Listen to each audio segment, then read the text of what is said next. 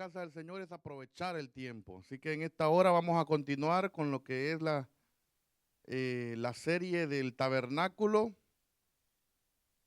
Y el miércoles pasado estuvimos hablando, vamos a ver si alguien se recuerda. ¿De qué estuvimos hablando el miércoles pasado? Estuvimos hablando del la fuente de agua, que era el mueble que estaba después del altar de bronce. Y eso tiene varios significados. Y con respecto a los significados, pues tratamos nosotros de traerlo de lo que tenía, para lo que servía en el Antiguo Testamento y traerlo al Nuevo Testamento, lo que significa, el símbolo que tenía. Cada una de esas cosas que nosotros estamos viendo en ellas tenía su símbolo.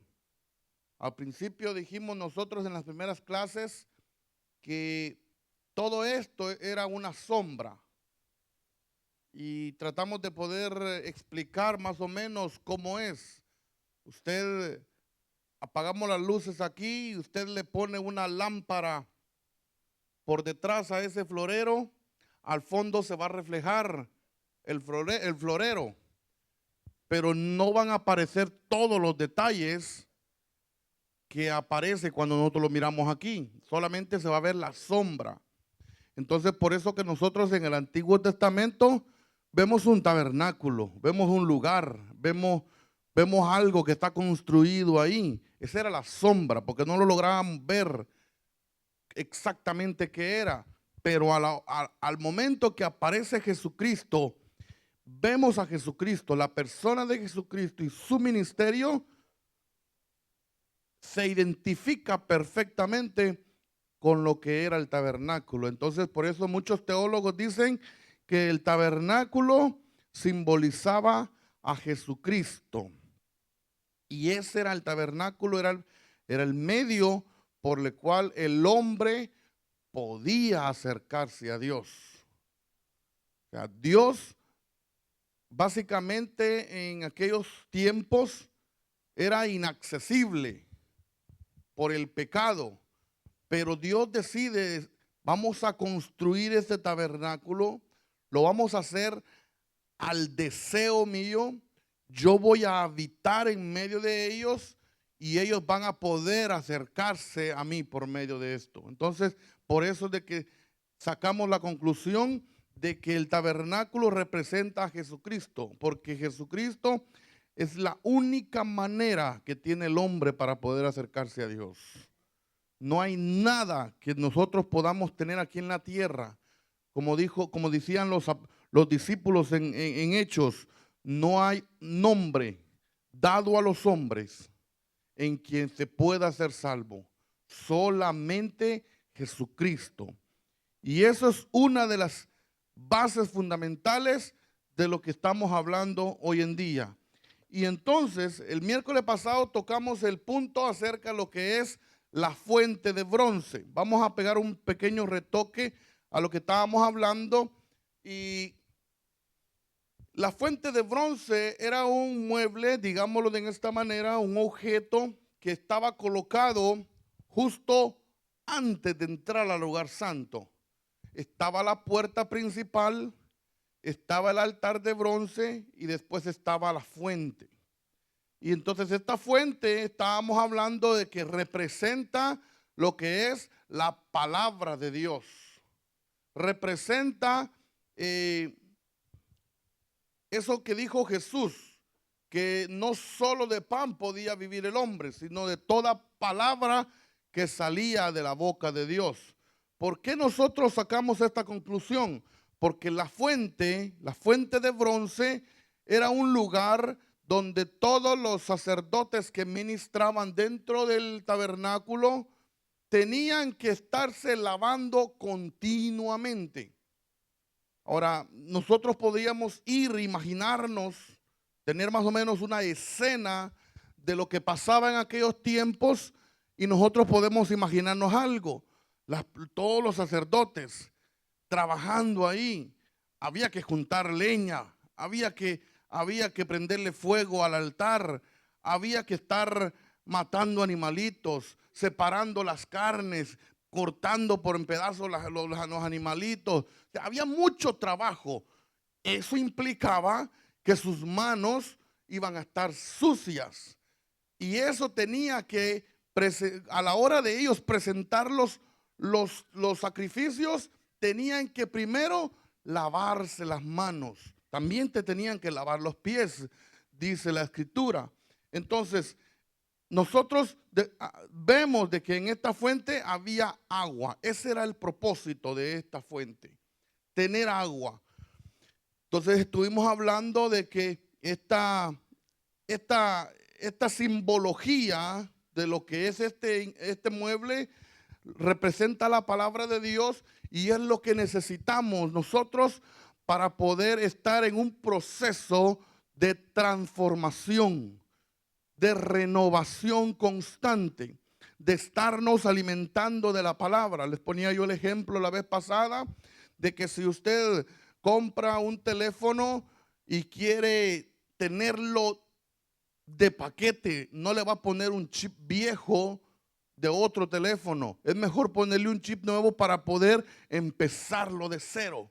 Y eso es lo que realmente quiere Dios, que la persona que se acerque a Dios empezarlo de cero y empezar a construir algo nuevo, basándonos primeramente en la base de Jesucristo.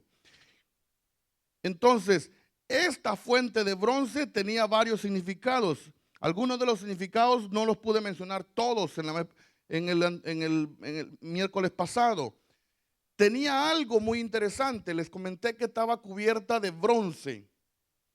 En un pasaje, en el capítulo 28 de Éxodo, habla de que se habían puesto como espejos. Y es que en aquellos tiempos el espejo no era como hoy en día lo tenemos nosotros, sino el espejo era como un bronce muy pulido, pero bien pulido, a tal grado de que usted se podía ver en el bronce. Entonces, por eso es de que esa fuente de bronce reflejaba, cada vez que el sacerdote se acercaba, se podía reflejar en el bronce y él podía ver lo sucio que podía estar y se tenía que lavar. Entonces, ahí es donde nosotros también hablamos de que la palabra de Dios es el espejo que nosotros tenemos. Que en la palabra de Dios nosotros nos podemos ver y siempre vamos a encontrar algo en nosotros que necesita ser cambiado. Siempre, siempre. La palabra de Dios dice en Filipenses 1:26, creo que dice que la obra que Jesucristo empezó, la culminará hasta el día que Él venga. O sea que mientras estemos nosotros aquí en la tierra, mientras estemos nosotros en esta humanidad, Dios quiere siempre estar trabajando en nosotros. Y la palabra de Dios es el espejo donde nos podemos nosotros ver. Otra característica que pasaba con esta fuente de bronce es de que porque como se reflejaba todo, se reflejaba en el bronce todo y estaba bastante cerca del altar de bronce, cada vez que el altar de bronce tenía fuego o estaban trabajando ahí, el altar se reflejaba en lo que es el bronce, o el espejo, digámoslo así. Y ahí es donde nosotros encontramos la perfección de la palabra, cómo tiene toda esa similitud. Porque un día Jesús dijo, escudriñad las escrituras, dijo, porque a vosotros os parece que en ellas tener la vida eterna, y ellas dan testimonio de mí.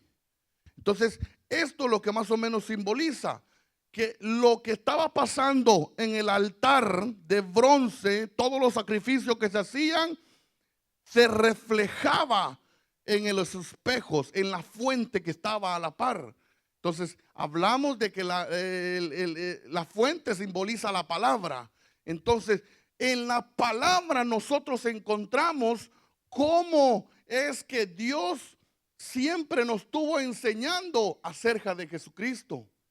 Y es de que una de las cosas que tenemos que tener en cuenta es de que esta palabra de Dios, el centro es Jesucristo.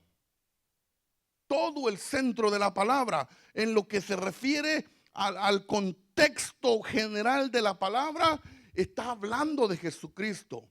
Nosotros lo encontramos en Génesis, nosotros lo encontramos en Éxodo, y así les puedo yo enumerar en todos los libros cómo aparece la simbología y el tipo de Jesucristo en todos los libros. Me encantó una vez una muchachita, yo estaba viendo un video, creo que muchos lo vimos, donde esta muchachita empieza a relatar desde Génesis hasta Apocalipsis la representación que tiene Jesucristo en cada uno de esos libros. Entonces, ahí es donde nosotros damos a entender de que en la palabra del Señor encontramos lo que es la esencia de Jesucristo. Y es desde un principio, es que me llama mucho la atención esto, desde un principio Dios le dijo al hombre, desde Génesis, lo podemos ver nosotros, que ya había un plan, no era un plan B, era el plan de Dios, hay un solo plan. Entonces, desde un principio ya Dios está diciéndole al hombre que hay una promesa, y esa promesa, imagínense, hermano, estamos hablando de los tiempos de Adán y Eva, estamos hablando más de 6,000 años y aún seguimos hablando de Jesucristo. Eso es lo que más me gusta de la palabra, porque siempre Dios quiso dar a conocer a Jesucristo, y hoy en día Jesucristo, nuestra responsabilidad como iglesia es de presentar a Jesucristo, es de dar a conocer a Jesucristo. A veces confundimos nosotros algo de que queremos convencer a las personas de que acepten o se hagan parte de lo que yo ya creo. Pero esa no es nuestra responsabilidad. Nuestra única responsabilidad es dar a conocer el mensaje de salvación.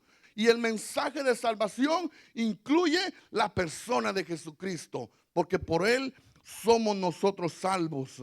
Entonces, la palabra de Dios nos está reflejando a lo que es Jesucristo en aquellos tiempos.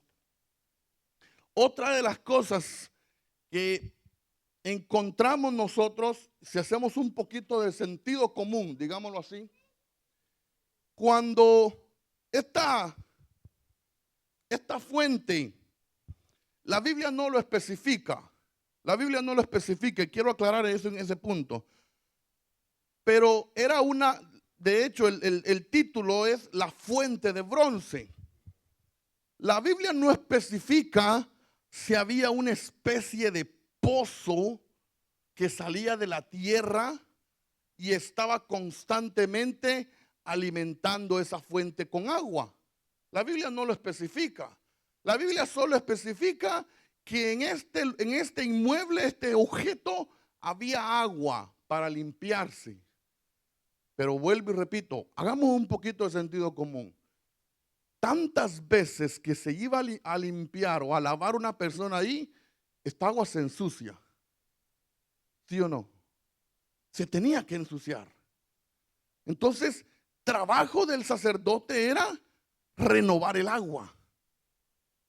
Y eso es algo de que el Señor me hablaba en estos días. Cómo nosotros, en el ámbito de la predicación, se necesita tener una renovación constante. Todos nosotros aquí estamos expuestos a ser líderes, personas que predicamos la palabra de Dios. Y en cierto momento necesitamos nosotros estarnos renovando en la palabra de Dios para poder dársela a los demás. Imagínense, vamos a poner un ejemplo. Yo les predico sobre el Salmo 23. ¿Alguien me puede decir qué dice el Salmo 23? Jehová es mi pastor y nada me faltará. y yo predico y nada me faltará y nada faltará, y yo animo a los hermanos y decirles nada les faltará y nada les faltará, estoy provocando que la persona quede en su mente que nunca le va a faltar nada. Pero nosotros, cuando vamos viendo más adelante, vemos que hay momentos donde sí hace falta algo.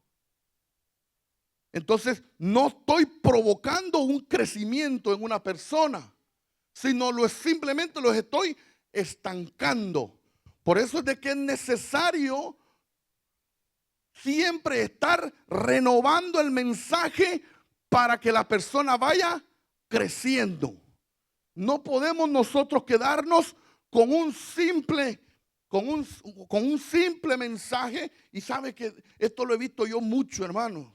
Yo he visto predicadores que agarran un mensaje que les salió bien bonito y lo andan predicando por todos lados y no se cansan de predicarlo. Personas que he visto también, personas de que agarran los mensajes de otros y los vienen y los dan. Entonces, ahí es donde tenemos que entender que la palabra de Dios tiene suficiente para poder dar a conocer y hacer que el mensaje produzca un crecimiento en la persona. Entonces, la renovación del mensaje es muy importante dentro de las iglesias.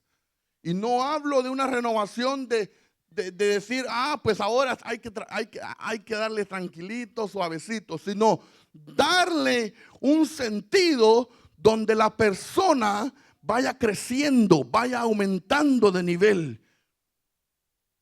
Entonces, esta fuente, cada cierto tiempo se le cambiaba el agua. Cada cierto tiempo traía un agua nueva. Me gustan las palabras que utiliza Jesús. Y dice, el que cree en mí, dice, en su interior correrán ríos de agua viva. Me gusta que utilice la palabra río, porque imagínense, a veces cuando vamos a hacer los bautizos, nosotros llegamos a aquellos lagos y por encima se ven bien bonitos, pero por abajo están tan sucios porque es un agua estancada, un agua muerta. Entonces, lo que Jesús está tratando de enseñarnos con respecto a la palabra que utiliza de ríos, es porque el río tiene una limpieza y una renovación constante. Entonces, no es la misma agua que se está tomando o está pasando. Siempre hay algo nuevo. Siempre está tratando de traer algo nuevo. Entonces, cuando nosotros entendemos que el mensaje de Dios va a traer una renovación en las personas, entonces nosotros vamos a ver cambios en las personas. Entonces, estos eran los ejemplos o más o menos las simbologías que podía tener lo que era la fuente de bronce. Entonces, solamente para recalcar, para terminar y poder pasar al otro punto, al otro tema. Entonces, la fuente de bronce estaba cubierta de bronce alrededor y era un tipo de espejo. Tenía agua donde los sacerdotes se lavaban y era uno de los muebles que estaba casi para poder entrar al lugar santo. Y cada vez que las personas querían entrar, se tenían que lavar. La vez pasada lo mencionamos, es tipología también de lo que es la santificación en las personas. Constantemente nosotros tenemos que estar santificándonos delante del Señor. Amén. Así que si hay alguna pregunta que quisiera hacer en esta hora, si no podemos pasar al siguiente tema. Preguntas, si no las sé, le preguntamos al pastor. Bueno, si no hay preguntas, pasamos a lo que es ahora, lo que es el tabernáculo, la tienda. Es el cuartito pequeñito que usted ve allá en la mera esquina. Ese es el tabernáculo. Ahí hay diferentes cosas que poco a poco lo vamos a ir viendo. Pero vamos a hablar lo que es en sí el tabernáculo, todo lo que es el exterior del tabernáculo primero. En algunos términos le llamaban la tienda. Entonces, lo que es el tabernáculo, en su significado técnico más estricto, el término tabernáculo se refiere a un conjunto de cortinas de lino que cuando se colocaban alrededor de una estructura de bastidores de madera, formaban la morada de Dios. Ahora, en el lugar, en este tabernáculo habían dos lugares. Estaba el lugar santo y después había otro lugar que se llamaba lugar santísimo. Entonces, en el lugar santísimo es donde llegaba la presencia de Dios. Cada vez que se hacía un sacrificio y se rociaba la sangre sobre el propiciatorio. Pero no vamos a entrar ahí todavía. Vamos a hablar lo que son las estructuras del tabernáculo. Porque tenía básicamente tenía 3 lados cubiertos. Si quiere me acompaña a Éxodo 26. Éxodo 26.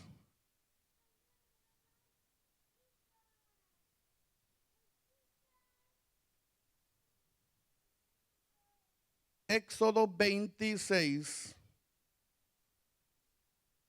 del 1 en adelante.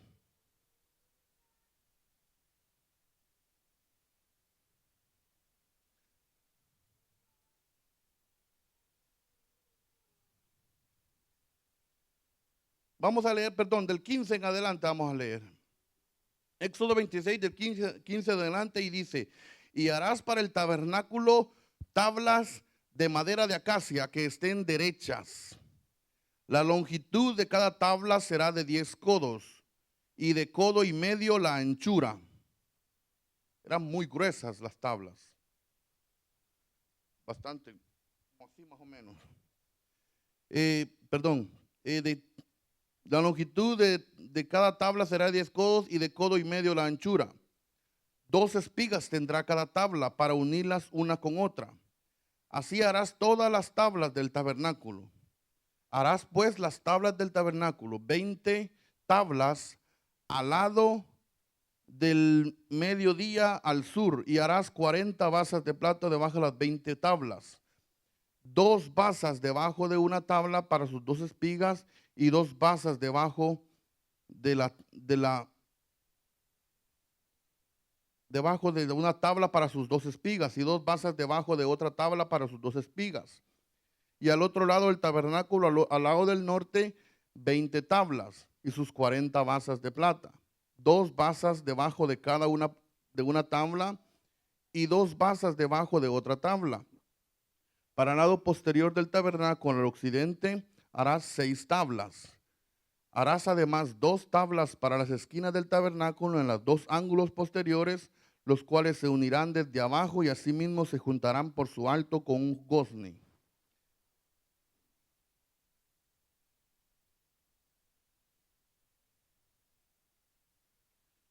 Ok, vamos a entrar a lo que es en esto ahorita.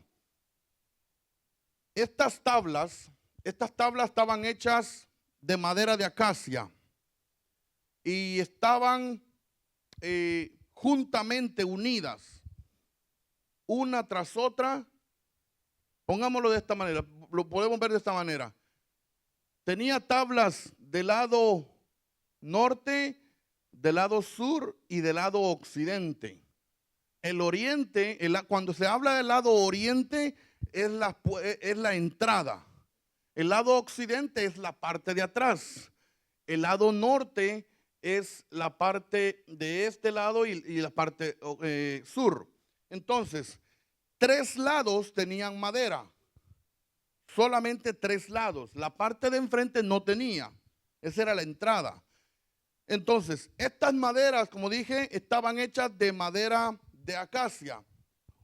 Y lo que representa este tabernáculo con respecto a la madera, a Jesucristo en su humanidad. Eso es lo que representa. Estamos viendo nosotros a Jesucristo en su forma humana, pero también estaban cubiertas de oro, que eso significa la divinidad de Dios. O sea, estamos viendo en sí el tabernáculo, la madera cubierta de oro, dando a conocer a Jesucristo como hombre y al mismo tiempo como Dios. Mire cómo me gusta la palabra, porque aquí es donde se refutan muchas ideas de algunas personas que creen que Jesucristo no era Dios. Entonces aquí nosotros estamos viendo por medio del simbolismo cómo podemos nosotros ver de que lo que era un hombre humano también era Dios al mismo tiempo. Y eso es una de las ideas que ha quebrantado la mente del ser humano. No logran comprender esa idea. No logran comprender que un hombre que un Dios se haya hecho hombre y haya también conservado su divinidad consigo mismo. Y entonces esto lo que nos da a entender a nosotros es la divinidad. La persona de Jesucristo en su humanidad y en su divinidad. El oro representa lo que es la divinidad y la madera representa lo que es la humanidad de Cristo. Ahora, dentro de otras cosas también simbolizan otras cosas muy importantes. Me gusta el comentario que dice este libro, porque el comentario dice: imaginémonos, antes de ser tablas, tuvieron que haber sido árboles frondosos, con su follaje bien grande, con sus frutos probablemente. Pero tuvieron que ser cortados, tuvieron que ser trabajados, tuvieron que haberle hecho tantas cosas para venir a convertirse en una tabla. ¿No les suena algo? Así fuimos nosotros. Cuando no teníamos a Cristo en nuestro corazón, cuando no habíamos venido al Señor todavía, éramos esos árboles independientes que creíamos que lo teníamos todo, que creíamos que lo podíamos hacer todo porque yo me sentía grande, árbol, grueso.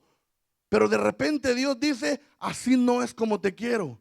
Nos cortó, nos trabajó, nos hizo ahora maderas. Ahora vemos el porqué de por qué la madera. Porque en sí la madera iba a estar unida a otra madera. Este simbolismo nos da a entender acerca de la iglesia. Yo me pongo a pensar en esto. Una madera se sacó de un árbol, otra madera de otro árbol, otra madera de otro árbol, y de diferentes maderas, perdón, una sola mismo tipo de madera, pero de diferentes árboles por todos lados. Entonces, ¿qué nos da a entender esto? Por eso es de que en Apocalipsis dice: de toda lengua, de toda nación, Él sacó a su iglesia. Aparentemente, yo me vengo a contar a un grupo donde quizás este pedazo de madera no pertenece al árbol donde yo salí, pero estoy unido a esa madera por un motivo que es Cristo. Entonces, la unidad de la iglesia es uno de los fundamentos en los que Dios quiere que sea la iglesia. La iglesia está supuesta a estar unida. Y esto es uno de los mensajes que también lo vimos nosotros en los miércoles pasados. La unidad que Dios quiere que la iglesia tenga. Que no importa de dónde yo haya venido, que no importa de dónde Dios me haya traído, lo importante es que ya estoy aquí y que estoy unido a alguien que quizás no comparto mis costumbres, no comparto mis ideas, pero hay algo que me une a él, que es Cristo. Entonces, y algo que simboliza también esto muy importante, es de que cuando vemos nosotros a todas las maderas juntas alrededor, están formando la morada de Dios. Yo siempre lo he recalcado en esto. Donde no hay unidad, no puede haber presencia de Dios. No hay amenes, pero así es la realidad. Donde no hay unidad, no hay presencia de Dios. Estamos hablando como iglesia, como grupo. Necesitamos estar unidos. Ahora, con respecto a la unidad, no quiere decir que voy a tener los mismos gustos que el pastor, no voy a tener las mismas costumbres que el hermano Eber, no voy a tener las mismas ideas, pero sí voy a tener una misma causa. Y es la causa de Jesucristo. Eso es lo que nos tiene que unir a nosotros. Entonces, vemos nosotros que Dios le dice a Moisés: me vas a poner un montón de tablas alrededor y esa va a ser mi hogar. Y van a estar todos bien pegaditos, unidos. Van a estar bien ahí. Imagínense, yo a veces mi imaginación vuela demasiado. De repente, imaginémonos que las tablas cobran vida. Imaginemos un ratito nada más. Imaginémonos que las tablas cobran vida y de repente una le dice a la otra: alejate de aquí, yo no me gusta estar con vos. No, porque no tenían esa libertad. Si Dios nos puso en un lugar y tenemos a un compañero que tiene la misma fe, la misma causa, la misma convicción, es ahí donde Dios quiere que yo esté. Entonces necesitamos tener esa unidad. Entonces la unidad se va a ver cuando nosotros entendemos que la persona que está a mi lado también fue comprada con la misma sangre que fui comprado yo. ¿Ve? Si lo vemos desde otro punto de perspectiva, entonces sí hay cosas que nos unen.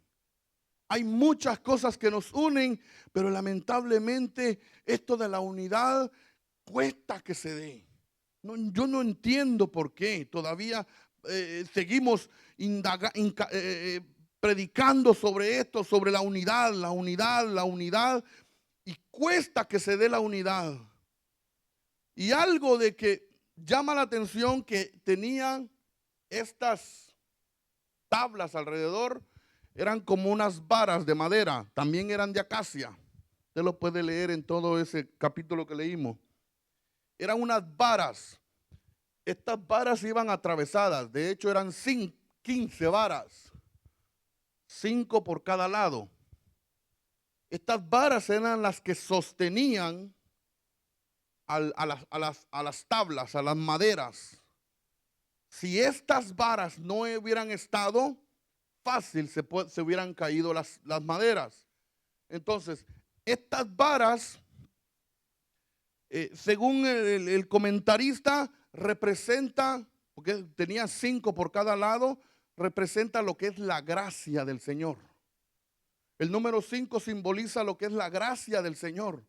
Y es ahí es donde encontramos nuestra base, donde cada persona tiene su sostén, su forma de quedarse fuerte. La gracia del Señor es la que nos sostiene a nosotros. Entonces, cada lado tenía 5, pero hay algo, y el comentarista no aclara mucho acerca de esto. Según la Biblia, había una vara que era la que estaba en medio. Habían dos arriba y una en medio. No saben si es que esta vara iba por dentro, por fuera o por en medio de las tablas. O sea, no hay mucha información acerca de esto. Hay tres posturas. La primera es de que, como les digo, iba por dentro de la vara. La segunda es la que iba por fuera, que básicamente era la quinta y la que iba en medio. Y la tercera era que iba en medio de las tablas y cruzaba todas las tablas alrededor. Ahora, esto no es, como les digo, esto no está en la Biblia, pero me gusta más esta tercera. ¿Sabe por qué? Porque si estamos hablando de la persona de Jesucristo en el tabernáculo, había una vara que atravesaba todo alrededor. Hablando del sacrificio de Cristo. Hablando de que el cuerpo en sí, la persona en su humanidad, Cristo, iba a ser atravesado todo alrededor. Me gusta más esta parte porque, digo yo, entonces sí tiene razón. Donde el cuerpo de Jesucristo tuvo que sufrir, tuvo que ser maltratado, tuvo que ser agujerado. Esas tablas iban agujeradas por en medio. Y entonces, y la vara iba pasando por en medio, iba pasando por en medio hasta cubrir todo alrededor. El sacrificio de Cristo. Entonces, cuando nosotros vemos desde este punto de vista que hay dos cosas que nos sostienen, y una es la gracia del Señor y otra es ese sacrificio maravilloso que hizo Cristo en la cruz del Calvario. Cuando una persona tiene esa convicción y esa fe y no muere esa fe, ahí se va a mantener, ahí va a estar fuerte esa persona. Necesitamos nosotros siempre tener ese recordatorio en nuestras mentes. A veces se nos olvida y a veces solamente venimos a recordarlo cuando hay Santa Cena y decimos, hoy hay Santa Cena, vamos a recordar el sacrificio de Cristo. Pero realmente el sacrificio de Cristo no es para recordarlo cada 2, 3 meses. El sacrificio de Cristo es para recordarlo constantemente. El saber que Jesucristo murió por mis pecados y no solamente murió por mis pecados, sino Él tomó el lugar que a mí me correspondía. Como personas necesitamos, como cristianos necesitamos nosotros tener esta palabra, refrescándonos en este suceso de saber que alguien pagó por nosotros. Entonces, esos eran los dos elementos que quiero poner en claro. Eran dos elementos que sostenían a las maderas. Hablamos de que la madera representa a la iglesia. Representa a esas personas que Cristo compró con su sangre preciosa. Entonces, la gracia es una de las cosas que nos sostiene. Y otra es esa fe, esa convicción de saber que Cristo murió por mí para poder yo vivir. Entonces, cuando decimos nosotros que estamos juntos y estamos todos, como digámoslo en esta manera, en un mismo sentir, es lo que representan las tablas unidas alrededor. Y cada tabla representa un creyente y necesita estar pegado, unido a otra persona para poder conformar lo que es el cuerpo de Cristo. Un cuerpo de Cristo no puede estar separado, entonces no es cuerpo. Si un cuerpo está, no entra en la mente eso. Imagínese, usted ve las piernas de una persona por un lado y los brazos de otro por otro lado, ahí no hay nada. Esos son miembros muertos. Por eso es de que la unidad es muy importante. Entonces, el cuerpo de Cristo tiene que estar juntos, conjuntos. Y hay algo de que nos une. Y hay algo que nos une.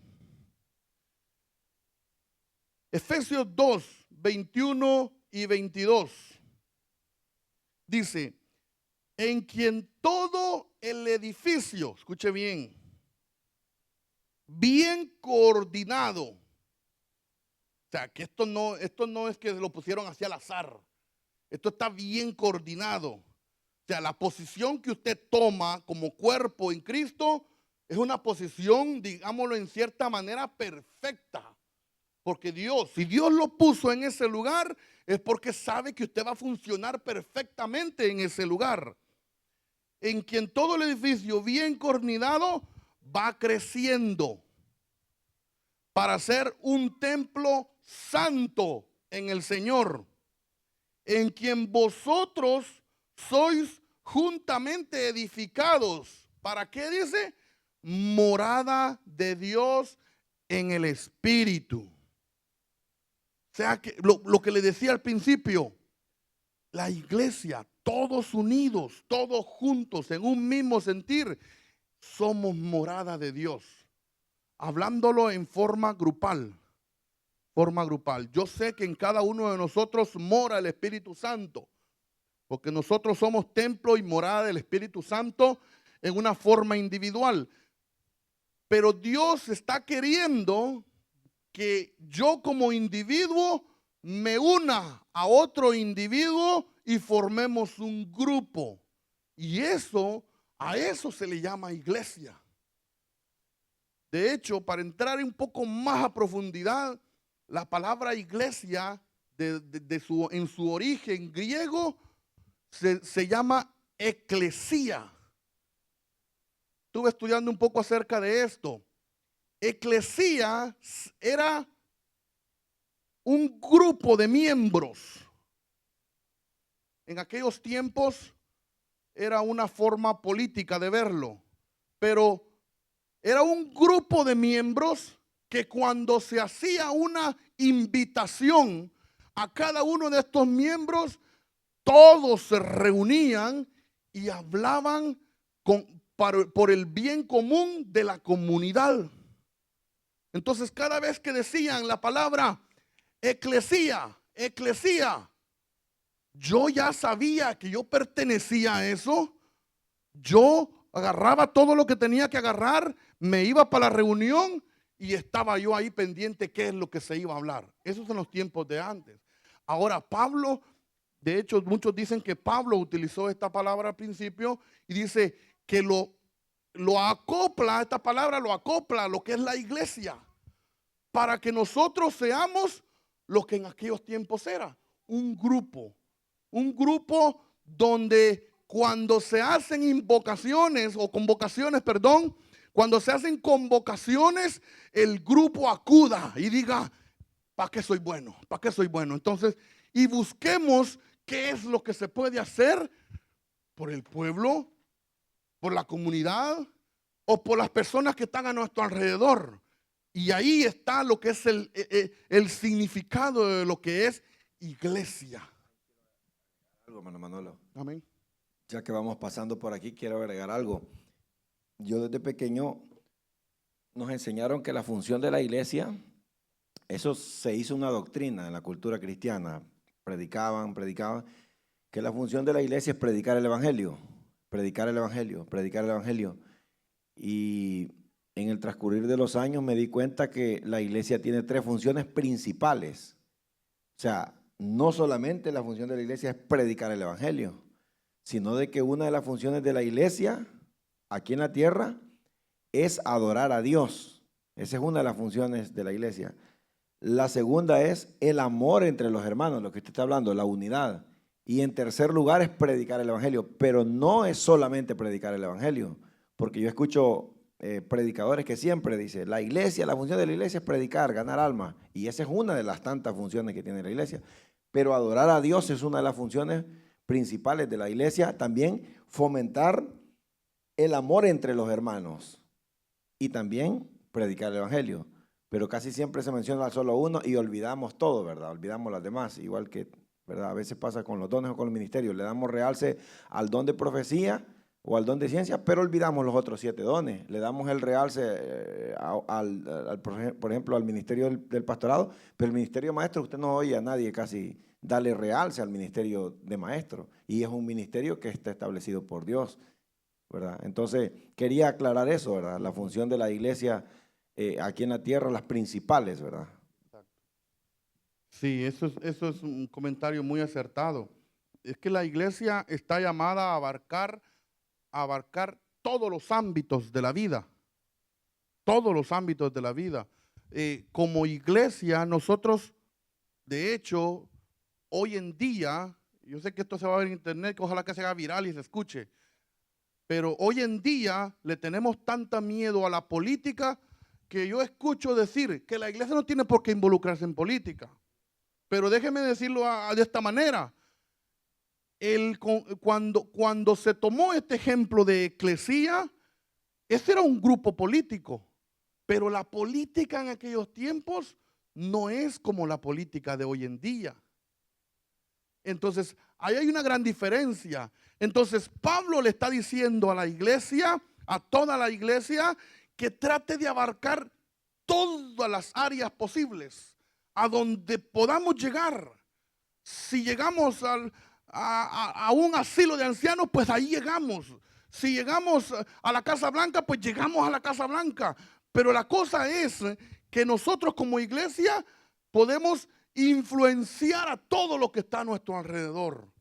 Por eso se nos dio el Espíritu Santo, para poder tener esa fuerza. De hecho, la función de la iglesia también es establecer el reino de Dios aquí en la tierra, ¿verdad? La cultura de Dios. Entonces, y nosotros a veces la palabra iglesia la tomamos lejos de lo que significa, ¿verdad? No en la ¿cómo se dice? ¿Cómo se dice, esposa? La palabra, la originalidad de la palabra, pues, sino de que, se me ha ido el nombre, sino de que realmente, ¿cuál es la función? Porque recuérdese que el primer mensaje que Jesús predicó es, y Juan, arrepentíos y convertíos.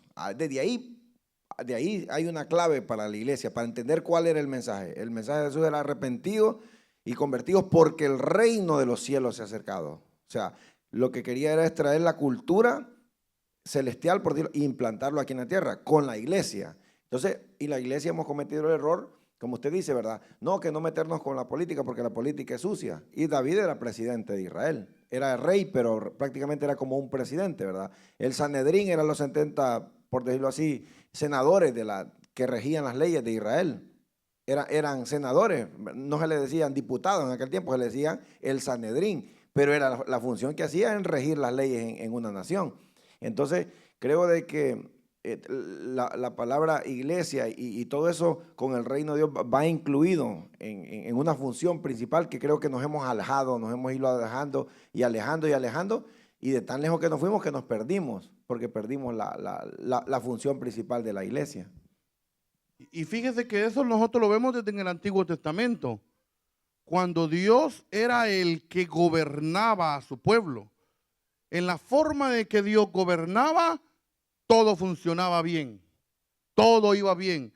Cuando ellos vieron que los demás pueblos tenían otros reyes, ellos pidieron reyes y quitaron el gobierno de Dios. Entonces, en cierta manera, esto lo de gobernar, esto lo de política y todo esto no es nada nuevo. La iglesia tuvo que haber tomado de tiempos antes su posición para poder manifestar lo que decía el pastor, el reino de los cielos.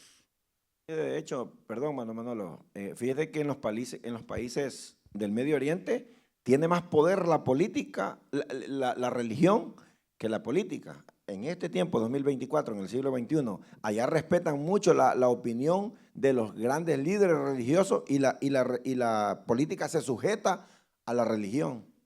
Exacto. Proverbios dice que cuando el justo gobierna, todo marcha bien.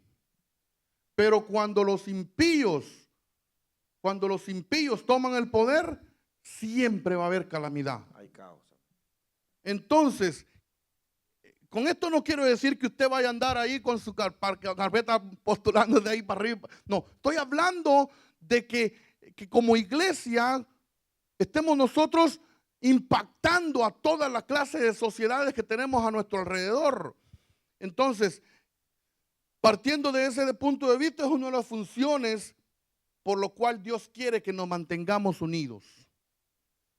Entonces, hubo un cierto momento donde este país, cada presidente tenía su consejero. Creo que ahora ya quitaron esa cultura, esa costumbre que tenían. Pero desde el momento que están tratando de sacar a Dios del gobierno, todo se ha venido abajo. Entonces vemos la importancia de nosotros como iglesia impactar lo que es la sociedad. Ahora, otra cosa, quiero terminar con esto. Uno de los requisitos para poder mantener la unidad lo encontramos en Efesios capítulo 4, verso 3. Dice, solícitos en guardar la unidad del Espíritu en el vínculo de la paz. De la paz. O sea, que hay algo que nos une. Hay algo que nos va a mantener unidos y es paz. O sea, esto es muy importante. Esto es muy importante porque una de las obras de la carne es disensiones, pleitos, envidias, enemistades, y podemos enumerar muchas más, pero todo esto conlleva a perder la paz. Sí, y ese es otro tema, ese ya va incluido en otro tema, pero la unidad está expuesta a perderse cuando yo ya siento una pequeña envidia por el hermano. Ahí empieza, en la mente. Y como dice el pastor, hay que cuidar los pensamientos. Porque si en la mente empezó algo y usted dejó florecer ese pensamiento, ya estuvo. Como dijo alguien por ahí, ya se lo llevaron. Entonces, lo que yo estoy tratando de decir es de que para poder mantener esta unidad, tengo que tener esa actitud de tener paz con todos los que están a mi alrededor. Tener esa paz. O sea, la paz no solamente es, como decimos nosotros, aquel cantito bien bonito que dice, paz en la tormenta y como todo bien bonito. No es que la paz involucra muchas cosas. La paz involucra que yo tenga una unidad con mi hermano. Porque si yo no tengo paz con mi hermano, no va a haber unidad. Por más pegadito que yo esté ahí en la banca, ahí no hay unidad. Entonces la unidad que Dios anda buscando es una unidad en el espíritu. Y que esto se promueva por medio de la paz que hay entre nosotros. Así que esos son lo que simbolizaba más que todo lo que son las tablas alrededor. Hoy solo vimos lo que son las tablas. Después vamos a ver lo que son las cubiertas, cosas las mantas que tenían encima. Eso lo vamos a dejar para el próximo miércoles. Si hay alguna pregunta que usted quiera hacer en esta hora.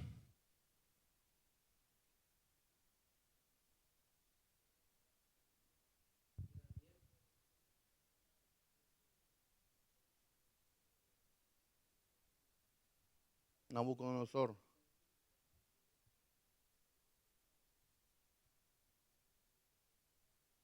Exacto.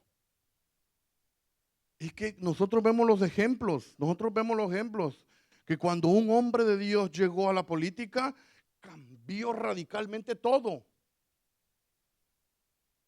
Y esa es una de las áreas donde la iglesia, permítame decirlo así, nos hemos dormido. Nos hemos dormido en esa área.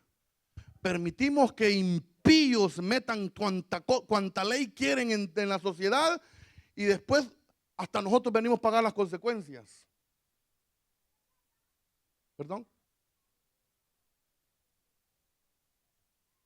No podemos callarnos ante eso nosotros. Fíjese que hace como unos 30 años, más o menos, se hizo viral un mensaje que Cristo venía o sea, y Cristo viene, hay que predicar ese mensaje.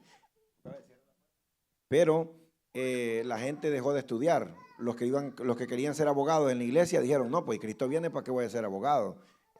Cristo viene, yo quiero ser doctor. Entonces, y hubo una generación castrada en cuanto al profesionalismo. Entonces, va a haber bastante cristianos que somos, o sea, unos campesinos, otros así, pero allí el enemigo aprovechó y la gente impía ahora está en el gobierno, están, o sea, usted sabe quiénes rigen las leyes aquí en esta nación, son personas, pues, ya ustedes saben, ¿verdad? Y ellos manipulan las leyes y nosotros tenemos que ir a hacer a la Casa Blanca una, ¿cómo se dice? Una protesta porque estamos en un país donde hay libre expresión, pues realmente no nos oyen, no hay alguien que tenga un puesto dentro, como dijo Carlos Mario, el hermano Carlos Mario, como Daniel, que Daniel sí tenía voz y tenía peso lo que él decía. Entonces nosotros en ese sentido no nos preparamos porque nos espiritualizamos tanto que dejamos de estudiar para ser abogados o estar, ¿me entienden?, en una posición política para poder dirigir las leyes, poder estar ahí pues y votar. Entonces ahora cuesta que haya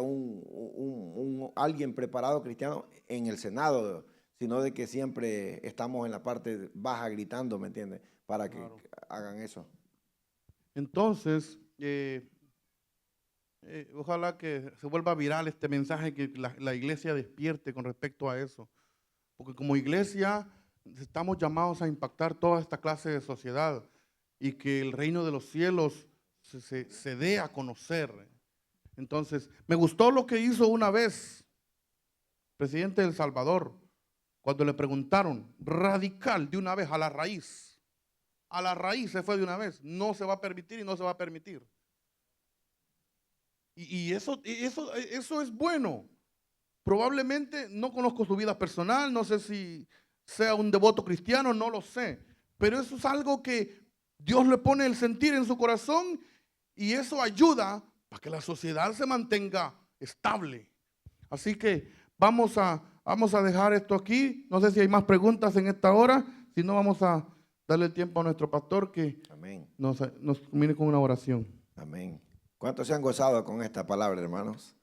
Amén. Dios tiene el plan A, le funciona. Él no tiene plan B ni plan C, porque todo lo tiene perfectamente trazado. Desde que el hombre falló, desde que el hombre desobedeció, Dios fue el primero que dice que con las pieles de los animales vistió a Adán y a Eva, con las pieles de los animales.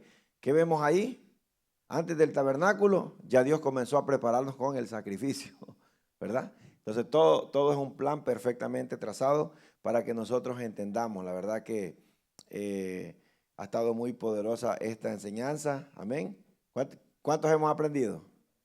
Hermana Karen, ¿qué aprendió usted en esta noche? Hermana Evelyn, ¿qué aprendió?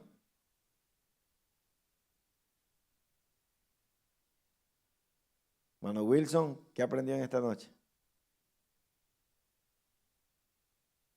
Hermano, ¿cómo se llama? Benjamín, ¿qué aprendió? Estar unidos todos. Hermana Gloria, ¿qué aprendió? La paz, mantener la paz y que Dios se da a conocer desde el principio de nosotros. Edber, que no solo había un altar de bronce, sino una fuente de bronce, hermano Carlos Mario.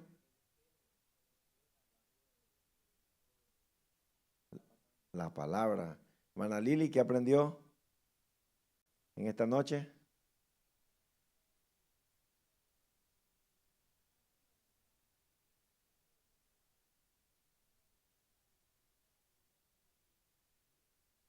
Y la deidad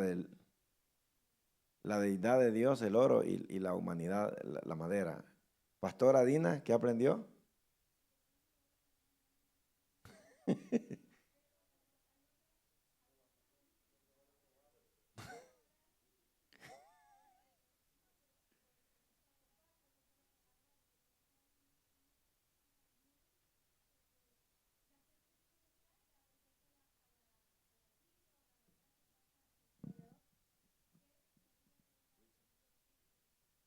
Amén. Por eso es que la Biblia dice hijo de hombre.